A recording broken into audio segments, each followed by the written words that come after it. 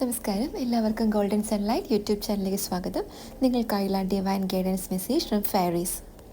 Purity card വ്യക്തത, innocence, സാഹചര്യങ്ങളെ വ്യക്തമായ ഹൃദയത്തോടെയും മനസ്സോടെയും സമീപിക്കേണ്ടതിൻ്റെ ആവശ്യകത എന്നിവയുടെ സന്ദേശമാണ് നൽകുന്നത്.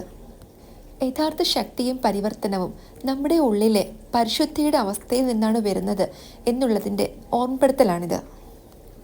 നിങ്ങളുടെ ലക്ഷ്യങ്ങളെയും ആഗ്രഹങ്ങളെയും സത്യസന്ധതയോടെയും വ്യക്തതയോടെയും സമീപിക്കാനുള്ള സമയമാണിതെന്ന് ഈ കാർഡ് സൂചിപ്പിക്കുന്നു.